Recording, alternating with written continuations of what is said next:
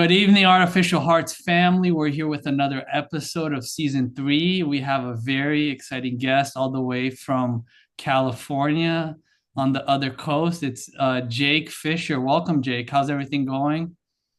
Things are going great. Thank you for having me on. I really appreciate it.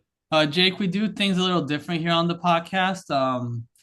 We always like to hear a little bit about the guest. So could you please introduce yourself? Tell us who you are. I mean, we know you're coming from California, but maybe tell us a little bit about where you're originally from. Yeah, I'm originally from Calaveras County. It's a rural area in the foothills of California. I grew up raising cattle on a ranch. Had a great childhood. Lots of family that lived around, also raising cattle. Lots of time in nature.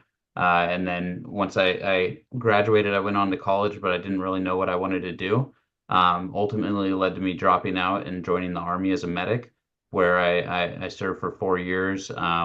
Was mostly up in Alaska, went to Afghanistan as well.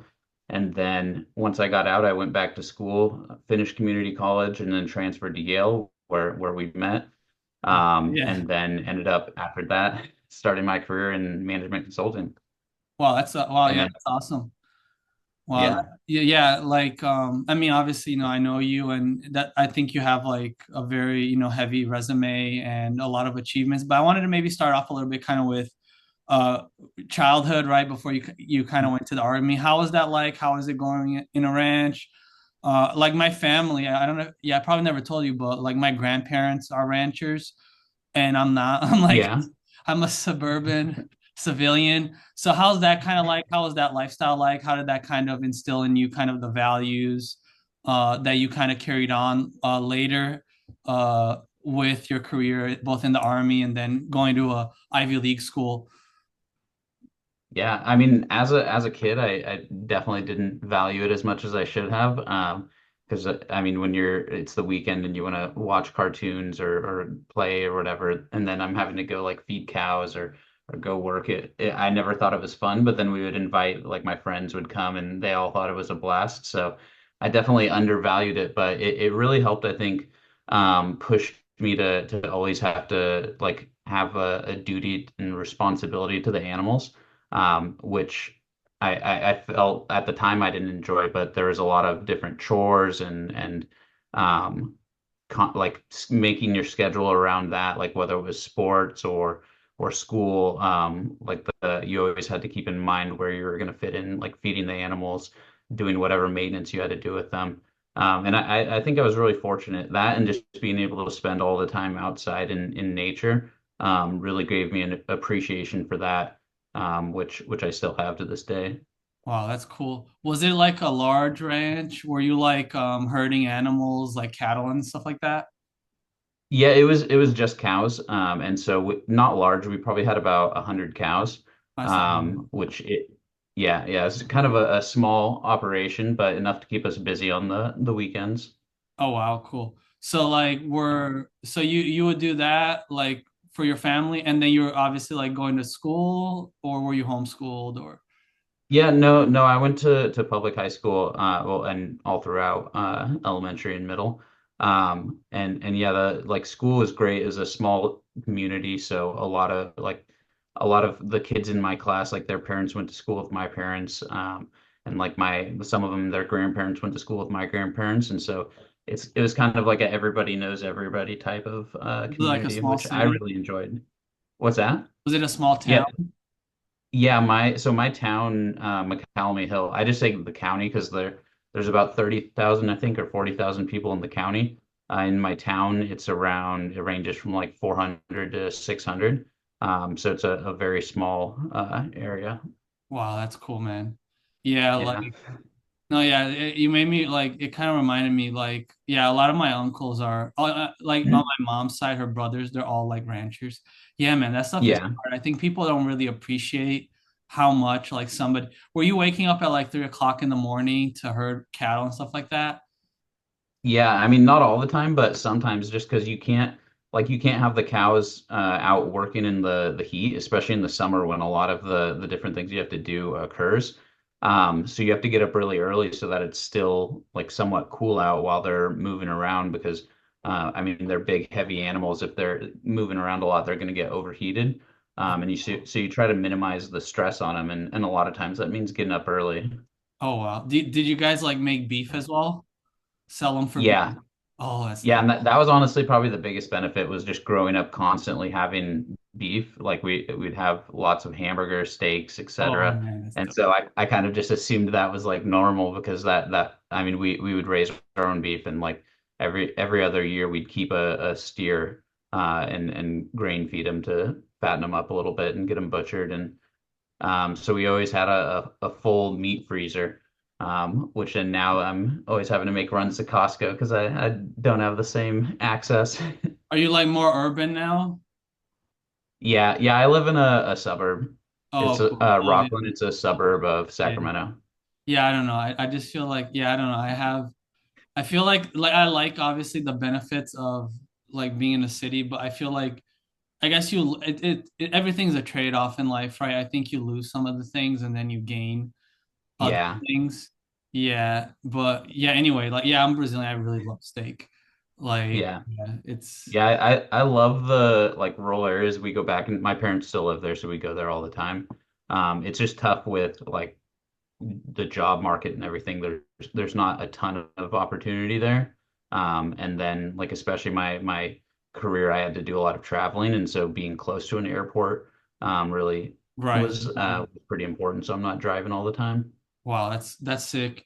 And yeah, so anyway, how was so you grew up in like in a farm, you were doing all these things, and how did the shift to work to the military occur?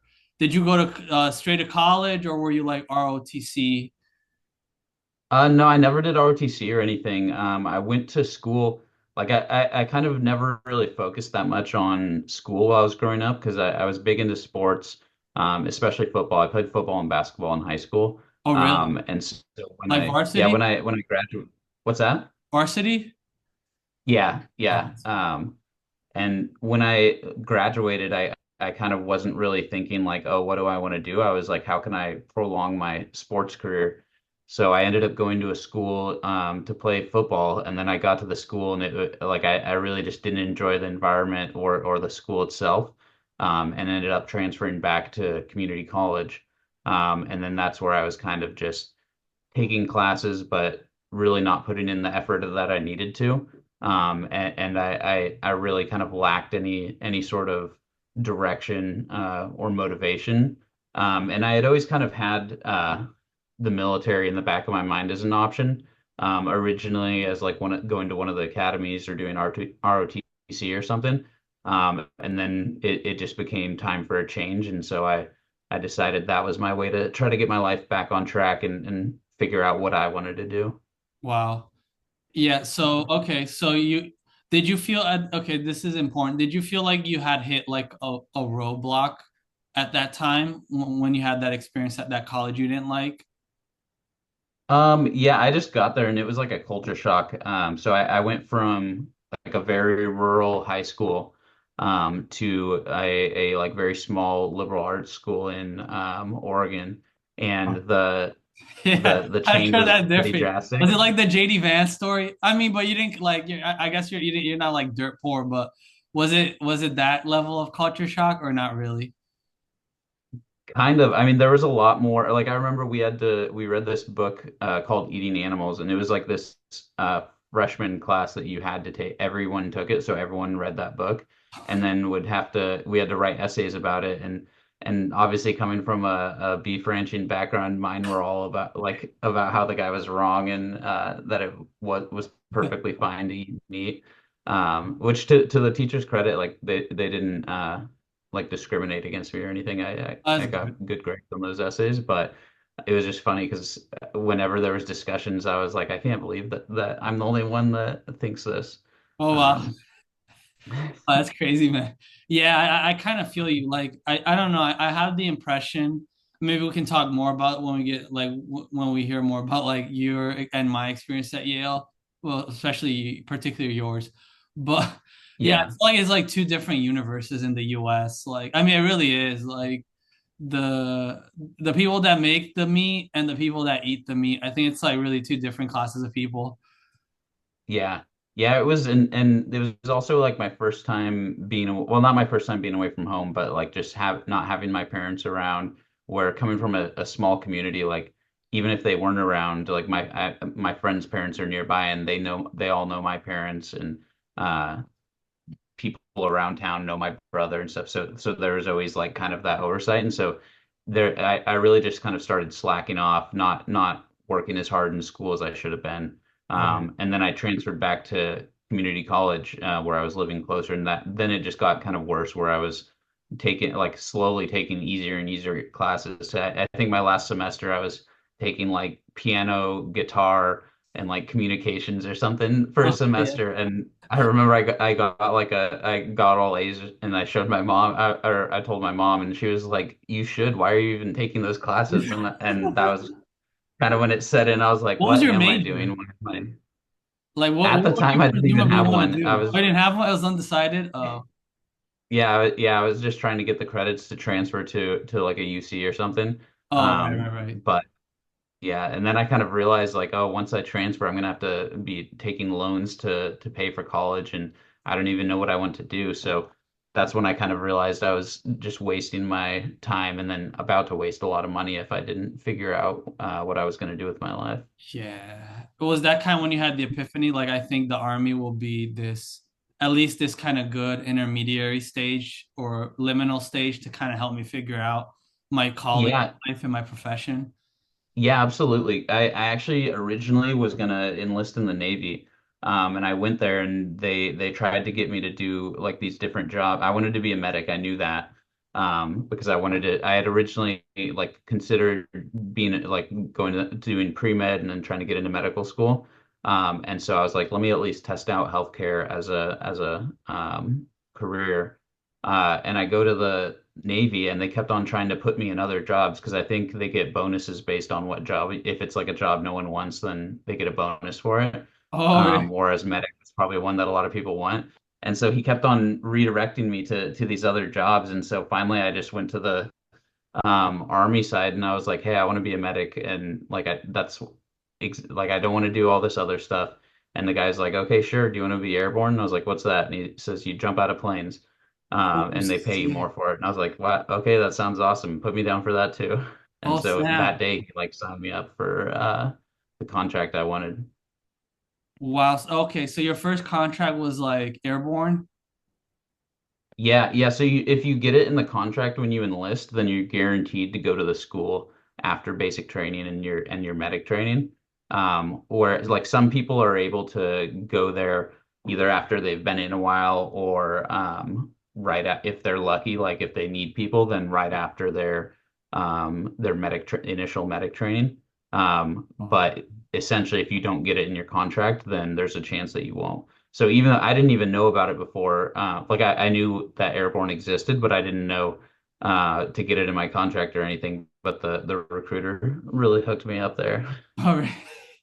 Yo, and how was that? Like, I mean, how is, yeah, I have a lot of questions, especially on like being a medic in the army. Yeah, How was that process? Like, how was the training? What kind of education do you get? Yeah, how does that kind of work?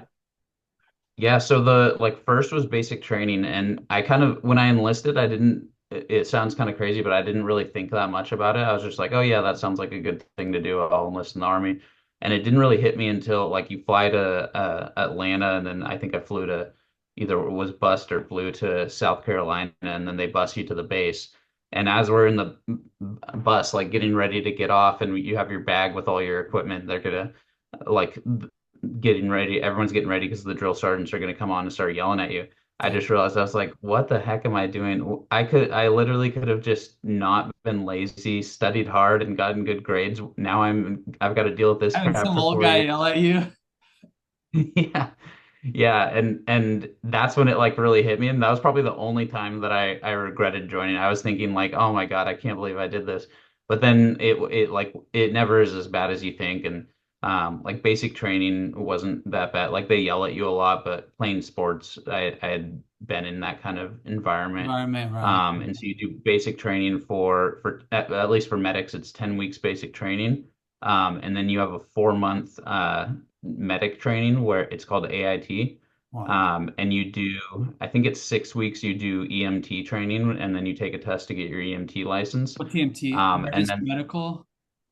yeah, yeah. Well, EMT. A Um, trainee or Technician. technician? Oh, emergency medical technician. Yeah, yeah.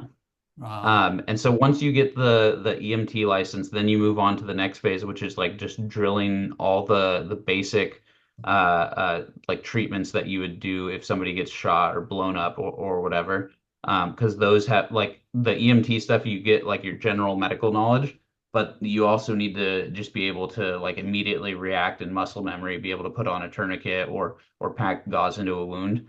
And so you practice that for what is it, like 10 weeks, I think, and then you graduate at the end of the 4 months.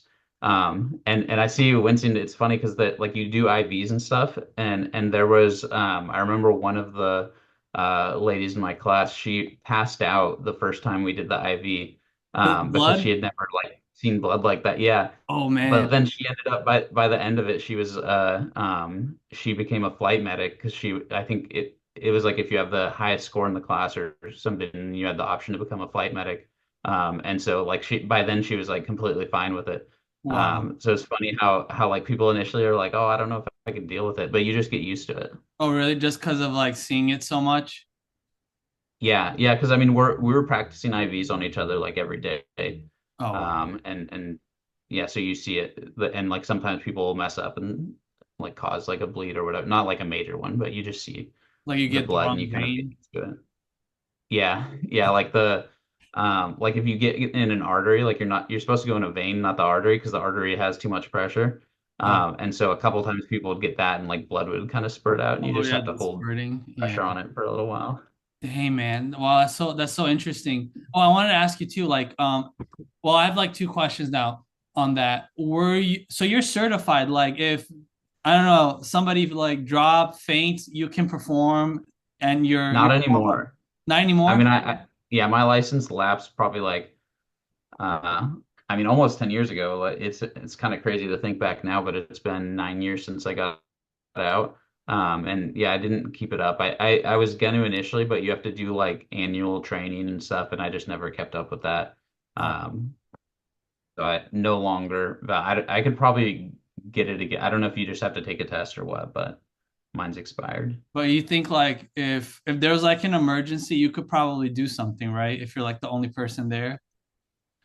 Yeah, yeah, I feel actually so I forgot about this, but when I first got out, I moved to an area in Sacramento and I was right across the street from this like super sketchy bar.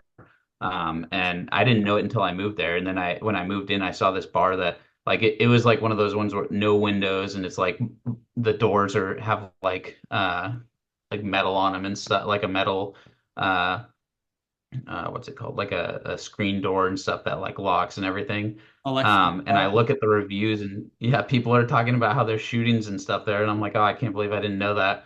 And the first week there was a shooting there in the parking lot. And so I had an aid bag that I like when I got out, I still had my aid bag and like some equipment and stuff in it.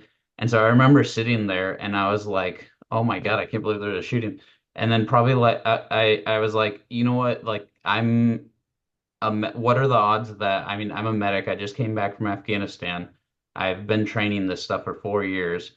Like, what are the odds that this would happen? Maybe I can do something. And so I ran over and like took my aid bag and it was just like one guy had like a minor shot to the leg, I think, which I put a tourniquet on him just because I was like my adrenaline was pumping and that like you kind of just do that downrange as a safety measure just because you can always cut it off. And so I did that and then I think the other guy um, I think he might have passed. I can't remember exactly, but the yeah, my adrenaline was just like pounding, but I was like, what are the odds that like imagine if I don't know. I don't think what I did made a difference because the one guy was already gone too far gone. The other guy didn't have that major of an injury, but Oh, so he was gone. Like he's gone. Yeah, I mean I didn't follow up with it. Like I Oh, just kind of got there, did the treatment to the guy, and then a ambulance came there pretty quick after. wow. And then I just kind of handed it over to them and left. Right. But yeah, I guess just in the moment I was like, if if I have this knowledge, it would be kind of a wrong of me not to at least try to use it. Right. Yeah. Wow, that's crazy. So basically, you went into like a shootout in a sketchy neighborhood and then just performed first aid on two guys who got Well, shot.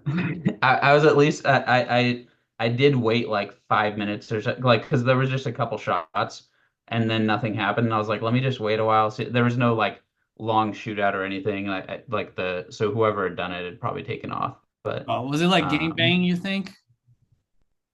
I'm not sure. It might have just been like people drunk and arguing, and one of them had Oh, a right. And gun then in his getting car or shot. Yeah. something. Yeah, Wow, that's crazy.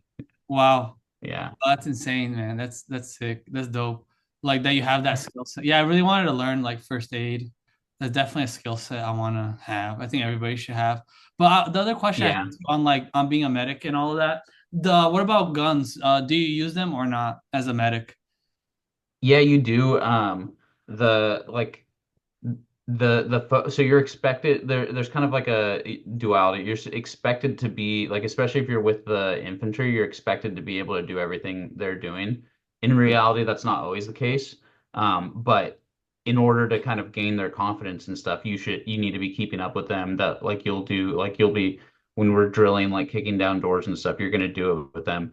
Obviously, they're going to be a lot better because they're training that a lot more, but it's expected that you'll at least like keep up. When they're actually doing missions, most likely you're not going to be doing that because the point is for you to stay available in case somebody gets shot or whatever. But so you do all the training and stuff with that, not to the extent that the some of the infantry guys would, but you do have like kind of the basics of it. Oh wow, that's awesome. Like so you can shoot and like you I mean you know all of the skills of like an infantryman.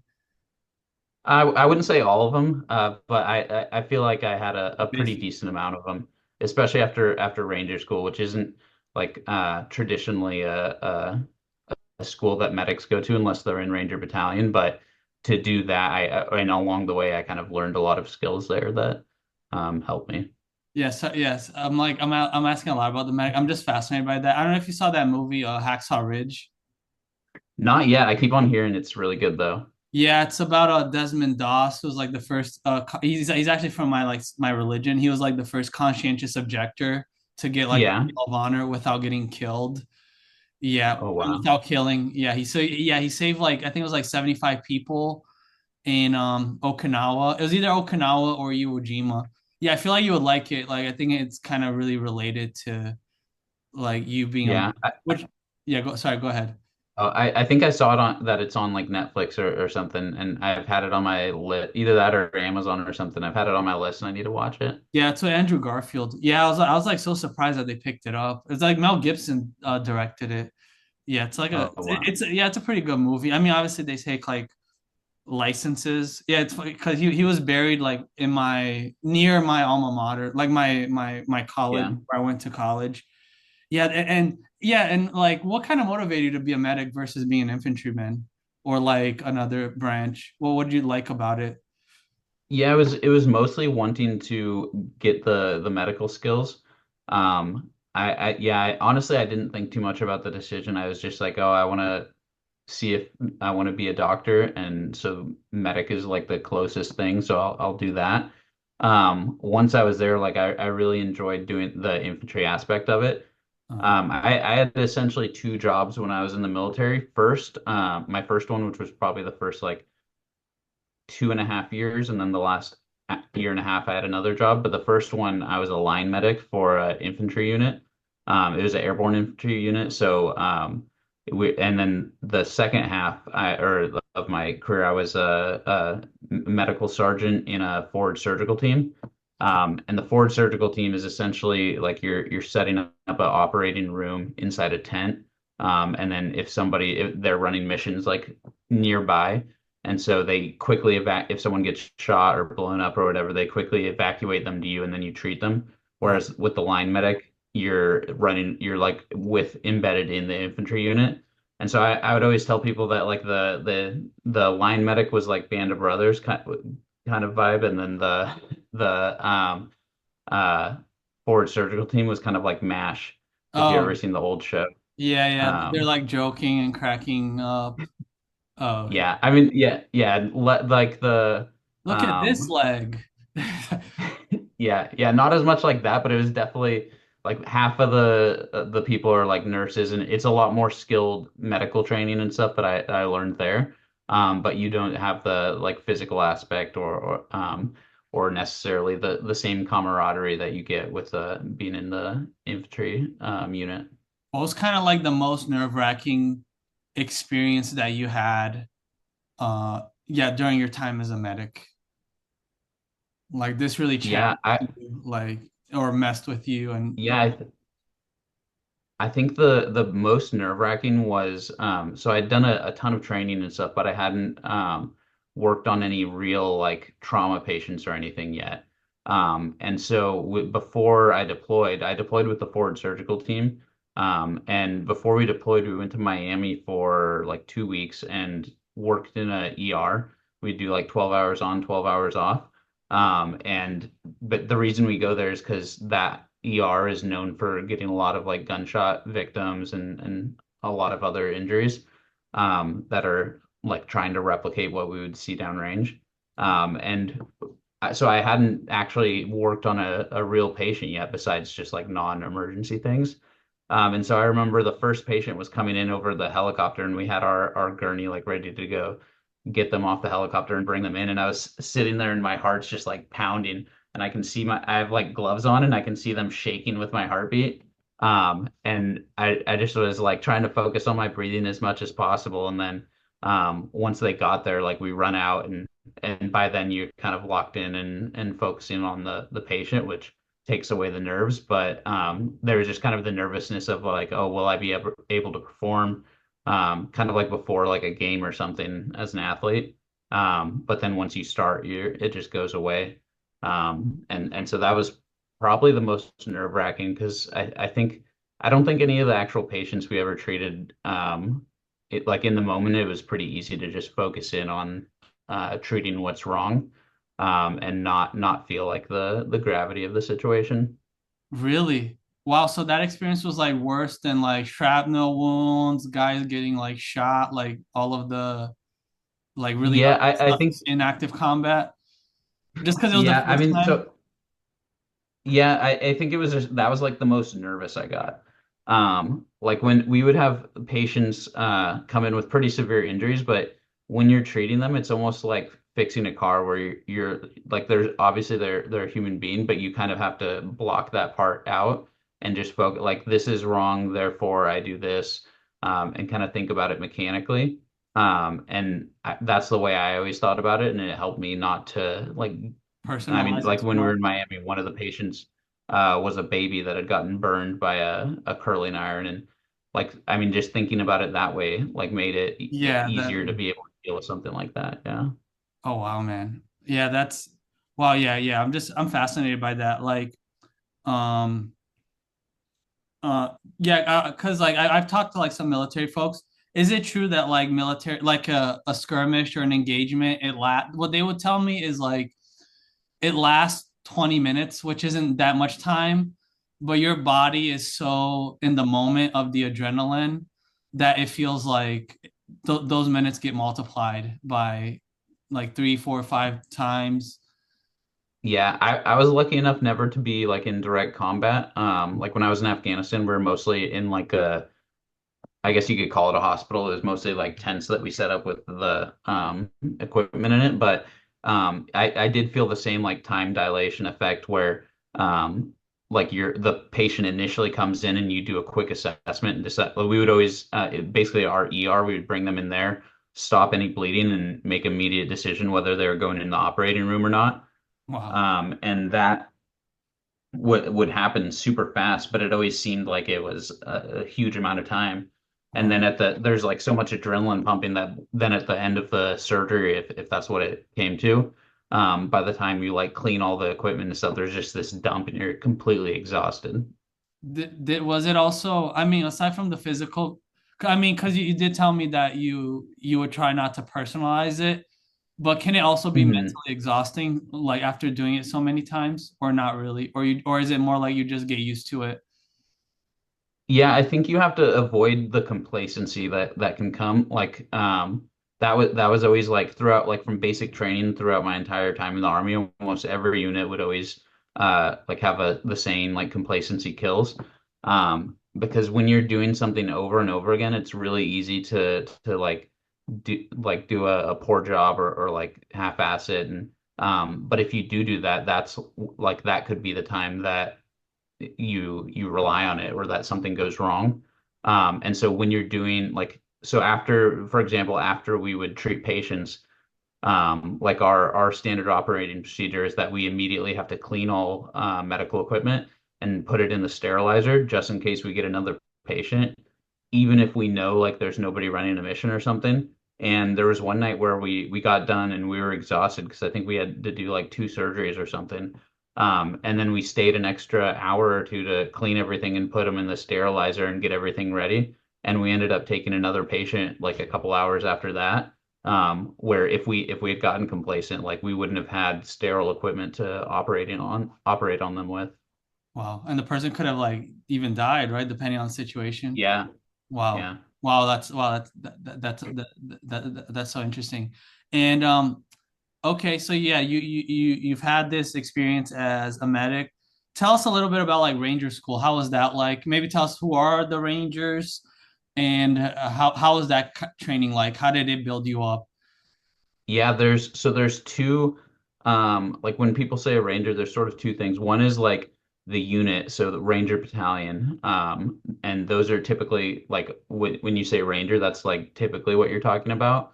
And then people that graduate from ranger school get called rangers a lot. And that's what I did, but it's technically the term is like ranger qualified.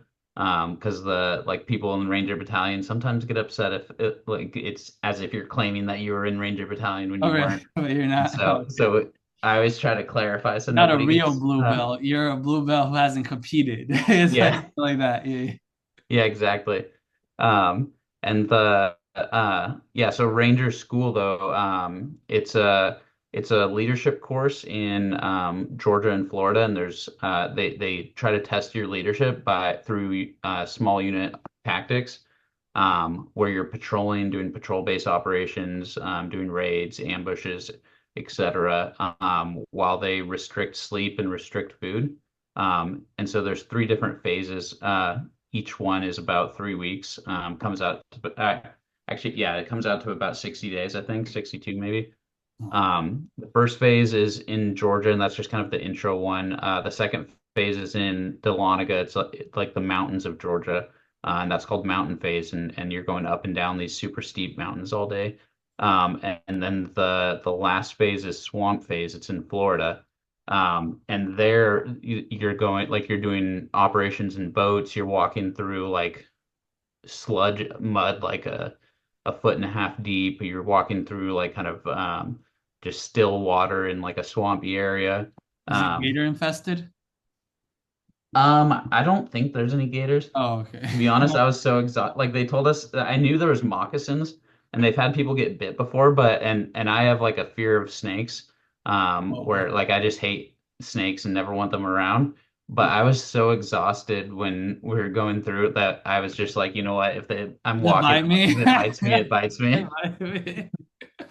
Bite me. Um, but yeah, they restrict your food and your sleep. You sleep about an hour or like 0 to 3 hours per night. And you get about 2,000 calories a day, but you're burning like 4 to 5,000. And so like I when I first went, I was about 205, and in really good shape. I was running like 5 miles at like a 6:30 pace or something. And then by the end of it, I was 170 pounds, and I looked like I just came back from being a prisoner of war or something. Like my Wow.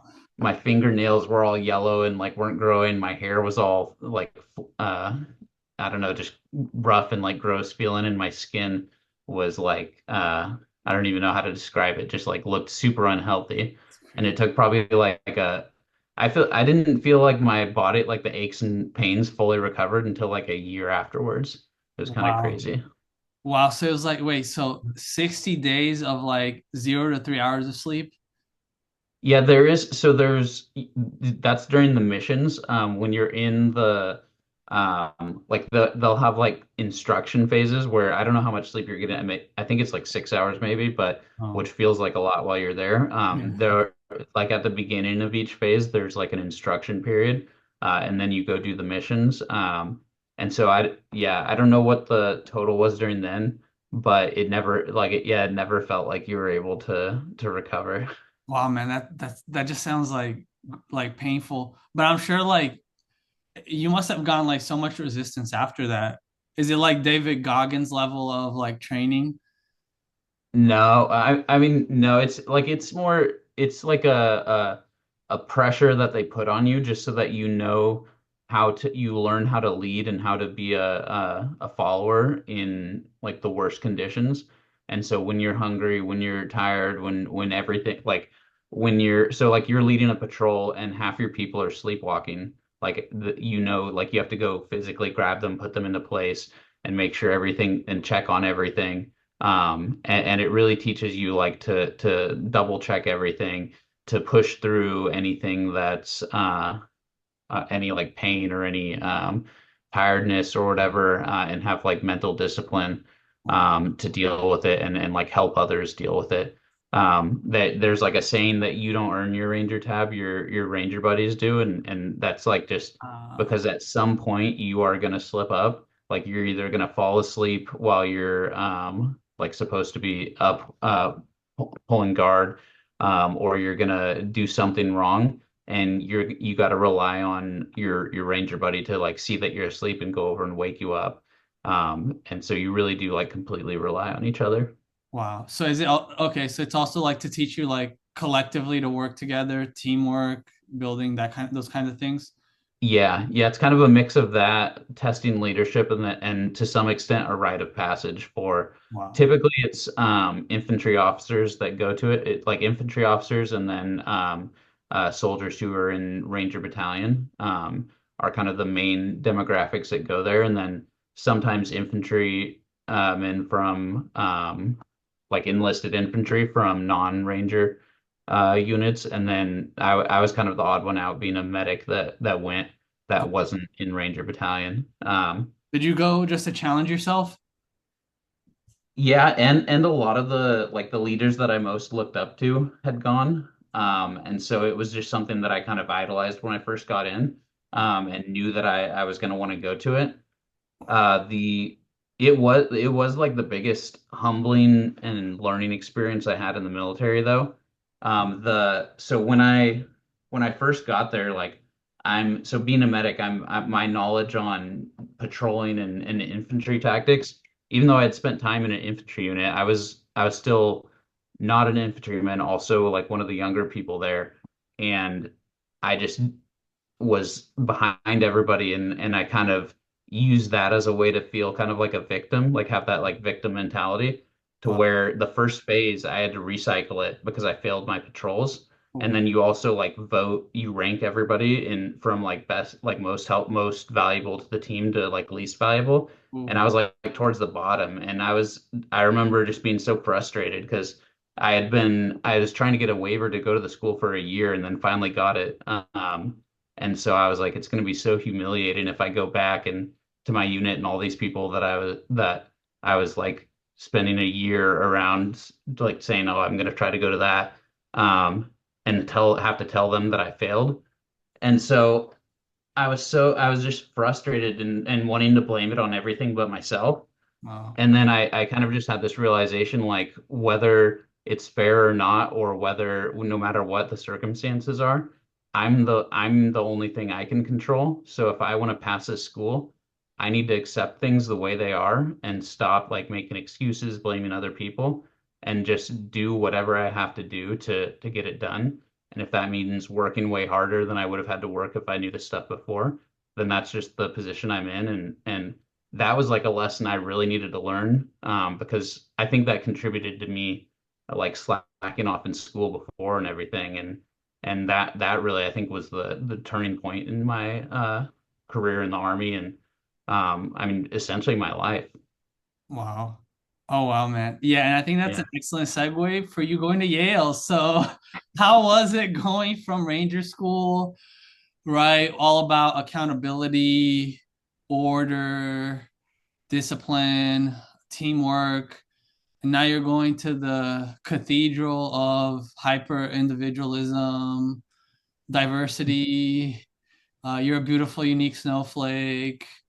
Like how was that shift? Like, I always found fascinating. Like I think you and I think Rob Henderson also had like a similar Yeah. kind of like trajectory of like going from this super meritocratic, uh, homogeneous, I guess, institution that is the military, and then now you're coming to I think all of us we kind of got there during like the Great Awakening. I mean, I don't have to comment on that if you don't Yeah. want to, but it was a very different, I think, historical time at that place.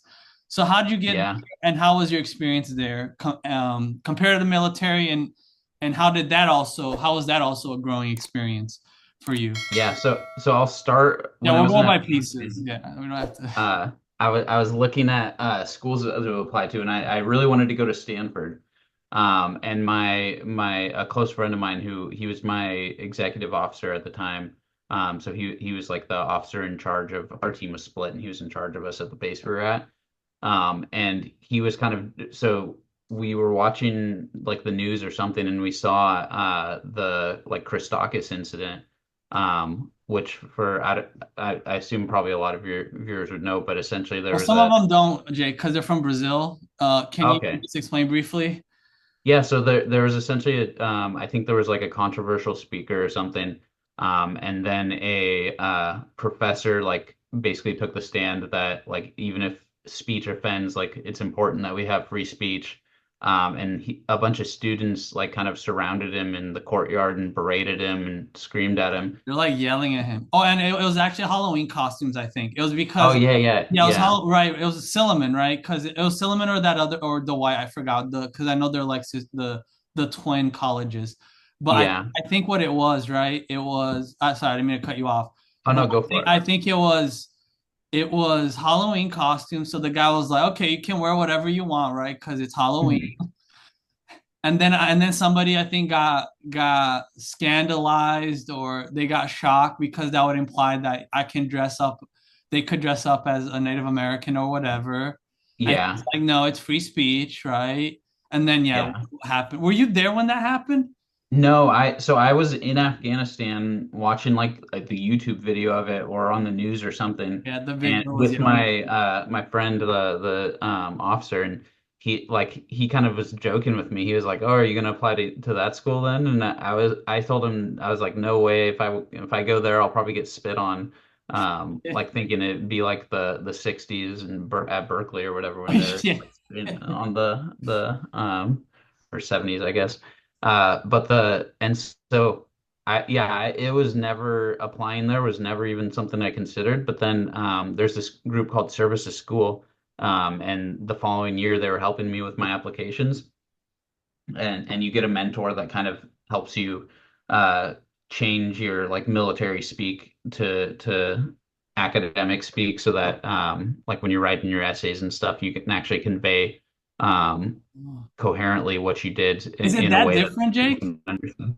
Sorry, I didn't mean I to. I think it just is like the culture, like the writing in the army is a completely different uh standard and like way that you would do it. And so they help you, they kind of gently like nudge you in the right direction stylistically and things like that. And help you like some people need like I'm a volunteer there now as like a counselor, and so I'll help people with their essays and stuff and kind of help them rephrase things in ways that would work better with admissions. Um, but he kept on pushing me. He was like, "Oh, you should apply to Yale." And I was like, "Oh, I'm not interested. I don't really want to go to the East Coast." And I didn't even know anything about Yale at that point, but he kept pushing me, and he was like such a nice guy and so helpful that I was like, "You know what? Fine. I'll just humor him and apply." Um, and then I ended up getting in. And by then I had done more research, and I didn't get into Stanford, so it was a Oh pretty easy man. choice. I was like, "Let's go." Oh, you got into Yale, so it's like, how was that sensation? Yeah. I'm always curious, like when I ask people when they got into like Yale, how was like, what did you do when you got accepted? I don't know. I'm not a big like celebratory guy. Like I don't know. Whenever I feel like whenever I like something good like that happens, I kind of just like I'm excited a little bit, but then I just kind of move on to the next thing. Right. Which may I probably need to like spend more time valuing things like that. But yeah, I think it was. I don't honestly don't even remember. I think I got a call from the guy that had interviewed me, telling me, and yeah. Yeah, but I remember I didn't like go out and celebrate or anything. Yeah. But it was definitely so the transition. I I had been in Afghanistan and my deployment ended like mid-July. I fly back to Alaska and then I have like 2 weeks to turn all my stuff in and then I'm getting out of the army. So it was probably less than 30 days that I went from being in Afghanistan to being like in the classroom in community college. Wow. Because I did a year there between Yale and the Army. And it was a complete culture shock. Because I mean, I had to like really check my ego because I'm like I'm like trying to implement the culture from the Army and like the standards that I would hold my soldiers to there to like 18 and 19-year-olds in their first college classes. And so I would see things where like a teacher's talking and the students are still talking, or like they're arguing or being disrespectful to the professor. Where in like I mean I'm coming from like in a combat zone with soldiers where it's like that kind of stuff. Like if my soldiers weren't like being disciplined about like checking all their equipment or like talking back in the middle of treating a casualty, like that could cause somebody's life to be taken. And so I had to really check myself and be like, you know what, you're in a new environment. Don't expect them to adapt to your standards, especially when your standards are literally like soldiers in Afghanistan. Yeah. You're in a college environment, just chill out a little bit. And so the transition from community college to Yale was like way more minor than the transition from Army to community college. Really? Well, So that's luckily I had interesting. that year to kind of transition before going to Yale. Wow. And like, what did you enjoy most about Yale, and what did you like find most challenging about it? I really enjoyed like how smart and ambitious all the people were. I feel like there's like network effects from that where everyone's constantly pushing you to be better and like when you have discussions with people, they all are very intelligent. So even if they disagree with you, they're making you think, and actually especially if they disagree with you, they're making you think about things and refine your arguments. So I felt like that really sharpened my thinking and especially helped me understand what I believed on things by constantly having to defend like every little point that I would make. Someone else would think something differently, and they had thought through just as much as me. And so then I'd have to think through what they said. And so I think that was the biggest benefit, that and then just the like access and the resources that Yale has. Yeah. Um, I mean, coming from like there was a couple organizations that I was in where we took trips to DC and we were able to meet like senators, judges, congressional staffers, even a Supreme Court justice, Wow. and being able like coming from Calaveras, where like when I was in high school, I didn't really care, like I didn't pay that much attention. Besides U.S. history, I didn't really care that much about the Supreme Court. To being able to go to the Supreme Court chambers and spend like an hour and a half talking with a Supreme Court justice Who'd you meet? Like was a just cool like, person? what's that? Who did you meet that was like a cool, like a kind of like one of these public figures in the political world that you Yeah, thought I'm was, trying to think of ones that weren't off the record. oh, right. Yeah. So let's see. Yeah, Tim Kaine was one of them. Oh, Tim Kim. And then Josh Hawley. Oh, Josh Um, Hawley. Oh, cool. yeah, yeah, we did. It was cool. It was like a bipartisan trip where we met a bunch of different, like we met staffers for each side. It was like national security focus. Oh, okay. Um, That's fine. Yeah, it yeah. was really cool. Yeah. And you were, what major were you there? Global affairs. Oh, cool. Okay, Jackson Institute. Yeah, yeah, Oh, that's cool, man. Yeah, I really like yeah, what you said of like it's easier for you to adapt than for them to adapt. Like, yeah, I think that's like a mentality, at least for me, like, because yeah, I guess you just have to accept that the world doesn't revolve around yourself, you know? yeah, Yeah, and it's like, okay, yeah, we are different, but so are you. You know, it's like you can't expect everybody. It's not yeah, your university, it's Yale University, right? It's like, yeah, yeah. There was a Colin Powell quote that I'm going to butcher because it's been a while since I've thought about it. But when I had first gotten out of the army, I thought about it all the time because it was always relevant to the transition. But it was something like, never let your ego get so close to your position that when your position goes, so does your ego. And it made me kind of realize like when I'm not a soldier anymore because I got out. And so tying myself to that as my self-worth is like a dangerous thing to do because then as soon as that's gone, then I have nothing. And so it forced me to rethink. It's like, okay, what were the qualities that I have that led me to succeed there? And then kind of define myself by those qualities in this new environment, rather than trying to be a soldier in a college environment, which like that's not going to lead to success. And ultimately, I like my that's in the past now. Like I need to be able to adapt and succeed in a new environment. wow, oh man, so awesome. Like what you're saying. Yeah, like, because I mean, I obviously, like, I moved a lot around because of my family. Yeah, Yeah, I feel like I guess kind of like what I see you're kind of saying. I think like every environment, it's like a new like adventure, right? It's like a new yeah, situation, and it's really about you learning how to adapt and like, yeah, okay, what can I make the most out of this location that I'm in, as opposed to treating this location like the previous location, which is completely different.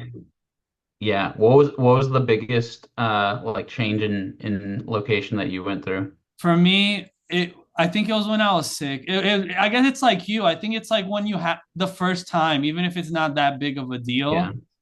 Yeah, I think it was yeah, when I moved the first time from the like Brazil to Michigan.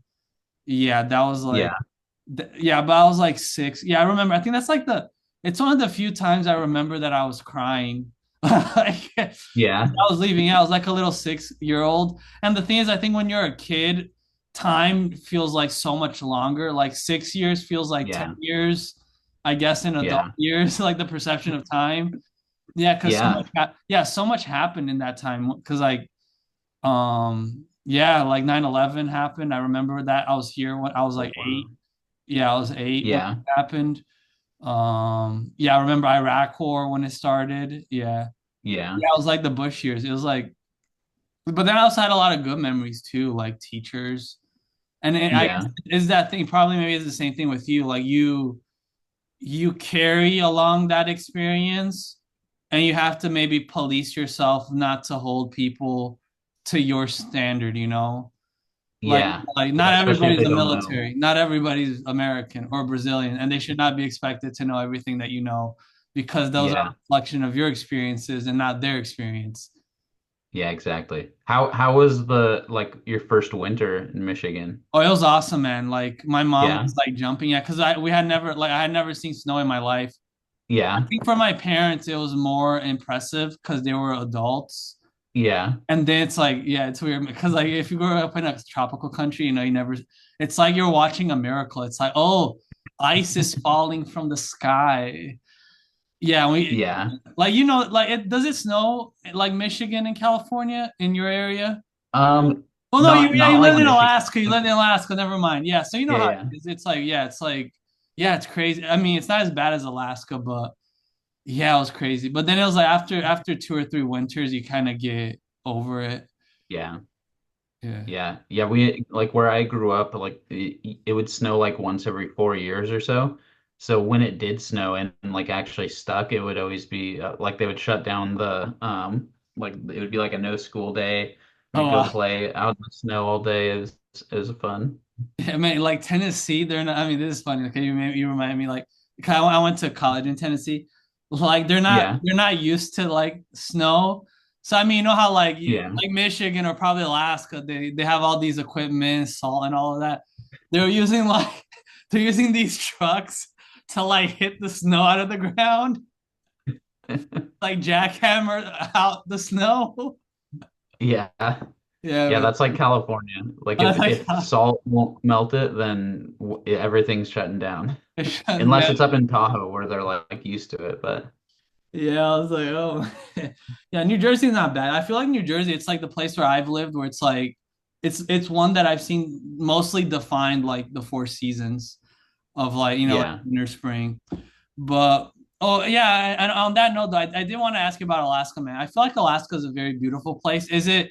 And it's Yeah. not even like I mean, because I think kind of the stereotypical view is Alaska in winter, so it's like basically like the Arctic Circle. But I also heard, but like Yeah. it must be beautiful in the summer too, right? When it's like there's not snow and there's like all nature and stuff like that. Yeah, summers were amazing. So my mindset going to Alaska, like if you're airborne, then there's three units you could go to. One's in Alaska, one is in North Carolina, and one is in Italy. So obviously everyone wants to go to Italy. And then I was like, okay, Italy's number one, North Carolina's number two, and I really don't want to go to Alaska. And that's exactly where I went. Oh, But it's amazing, especially Anchorage. It's near the ocean, so there's a lot more like the temperature swing isn't as bad. Like it still gets cold, but the coldest was like -15. And that wasn't like a frequent occurrence. wow. And then during summers, because you're so far north, it's sunlight from like, I don't know, like 4 in the morning until like 11 at night, Wow. like bright sun. Um, so you're able to like in fully enjoy the entire day. It doesn't get much hotter than like 85. Everything's green and beautiful. You can go hiking and there's all sorts of outdoor stuff.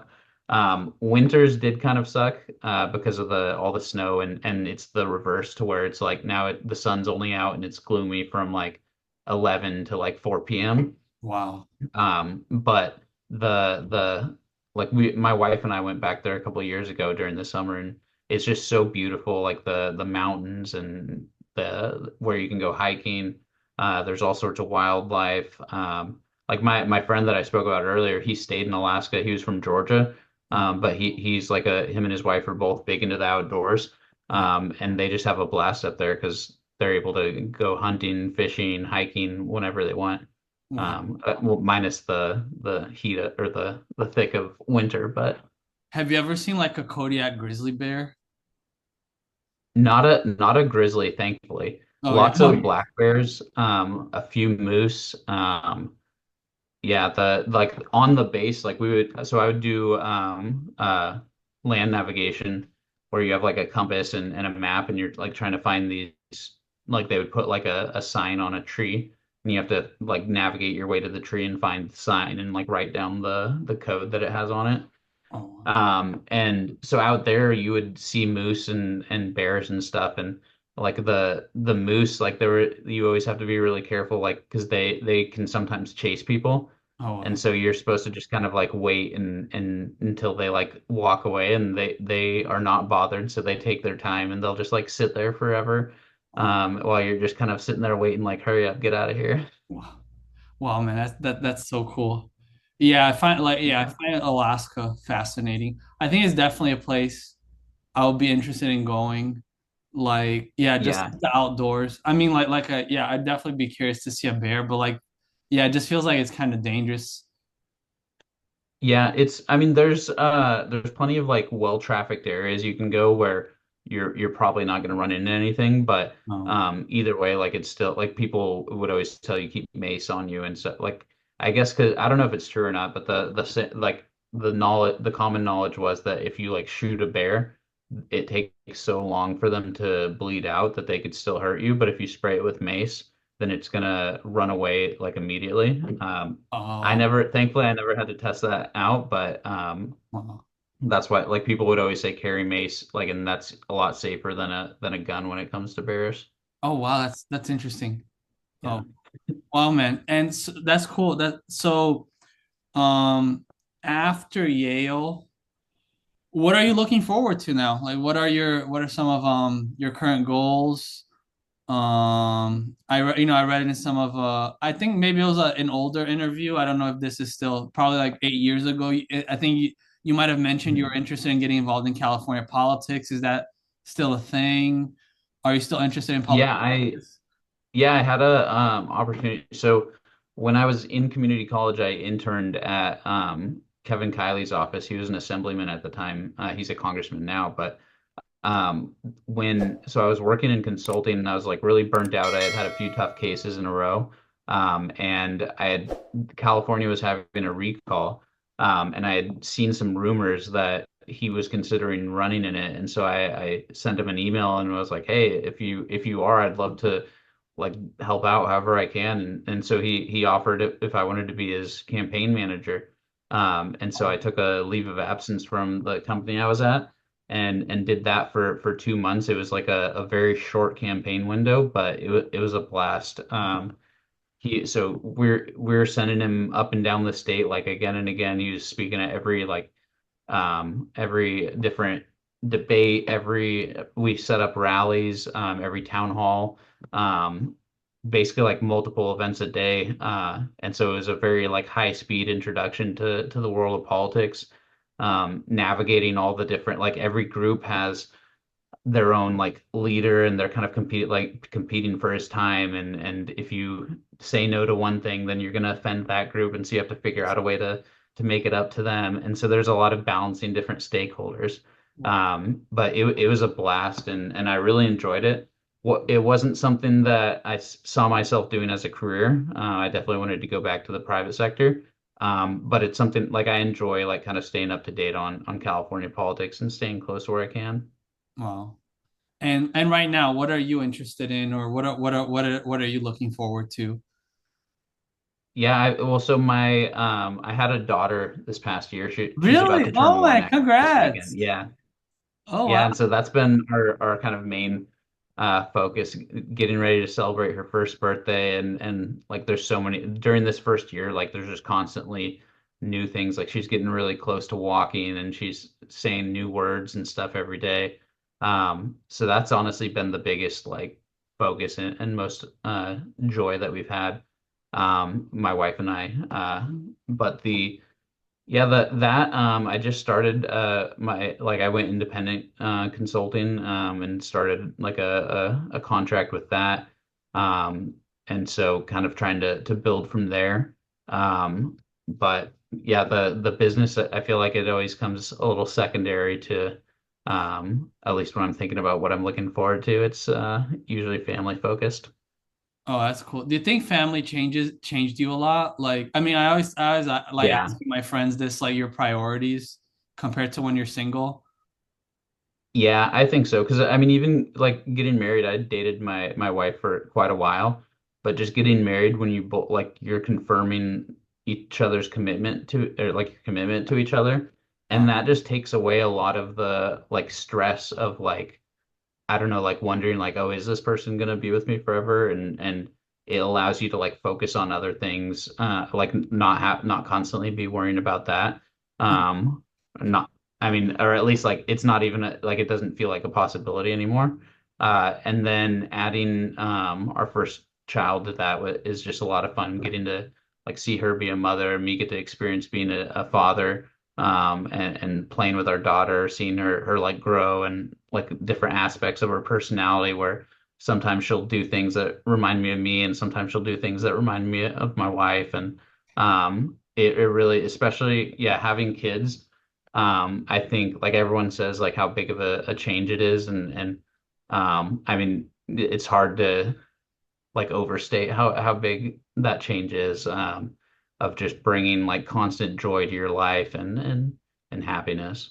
oh, that's awesome. Yeah, I think a lot that a Yeah. lot, man. Yeah, I'm getting like older. Like, yeah, yeah, I'm at the phase where I feel like I really want to kind of settle down. Like, Yeah. yeah, studying all of that it's like fun, but it doesn't. I feel, yeah, I guess I don't know. Maybe I feel like when you're younger, you're in your 20s, I want to do this, I want to do that, and it's like 30, you're like, okay, I got, I want a family.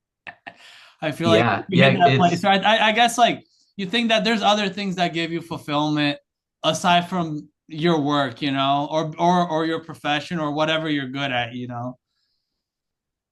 Yeah. Yeah, it's easy to get wrapped up in like the like either prestige of a job or something when you think about it, most work that people do isn't gonna be this like hugely fulfilling, groundbreaking, like especially like I mean I worked in the corporate world and I mean still work for corporate clients, but like the work that you're doing there, it's important, but it's never gonna like at some point you'll retire and that company will never think about you again. Whereas like your kids and your family are Yeah. depending on you 100%. And I think there's a lot of like I don't know. I there's kind of this like assumption that having kids is gonna end your fun and you'll never be able to do anything again. And I haven't found that to be the case. It's like I don't know. It's just brought in a lot more joy to my life, and I feel like we haven't hit any roadblocks in trying to like go out and to restaurants with friends or travel. I think maybe it'll be tougher with more kids, but with one, it's been pretty manageable. Well, and I think that's a great way to end our show, man. I want Yeah. to just finalize with one last question. Artificial Hearts, it's a podcast dedicated to disseminating the works of Dostoevsky and humanizing the hearts that have become cold through secular humanism. And I guess in light of that, what have you found that uh, has given you meaning, or what would you encourage people that you think can give them meaning, to become better and pursue a life worth living? Yeah, so I mean, I 100% my family, but I kind of listed the reasons why for that. So I'll kind of expand to other things as well. But I think just duty in general is something that people don't think about that much. But it really is what, especially for young men, which I think there is kind of like a crisis of a lot of like young men that are lost and not really knowing what they should do and causing a lot of like stress and not being able to have something to build towards. And a lot of that comes from not having duty, and that's really what I think young men are looking for. I was able to find that as a medic, like going for that's kind of the what got me disciplined academically was that when I was in going through my training, it's instead of it being like, oh, this test, whatever, I'll get a B in the class or something, who cares? It goes to if I don't know this, then one of my guys could die from it because I'm ignorant of it.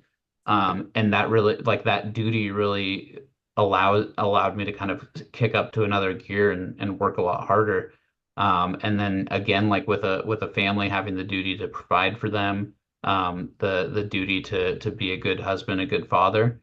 And that really like makes you tackle these things with a much bigger seriousness than the way that I might have like younger when I was tackling like school or whatever my responsibilities were then. And so I think just ensuring that people are pursuing duty, especially young men, pursuing some sort of duty and a responsibility to something bigger than themselves, and that will give them so much more satisfaction in life and take away a lot of the emptiness that kind of just living for yourself or hedonism would bring you.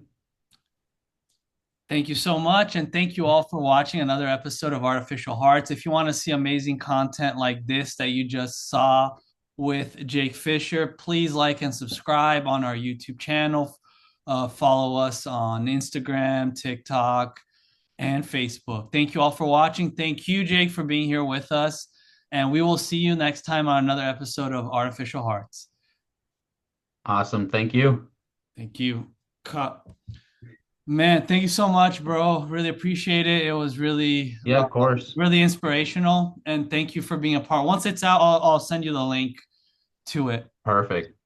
Yeah. Awesome. Thanks, man. Yeah, it was a great conversation. Yeah. Excited to Awesome. see it. Yeah. Thank you so much. And I'll keep you posted on that.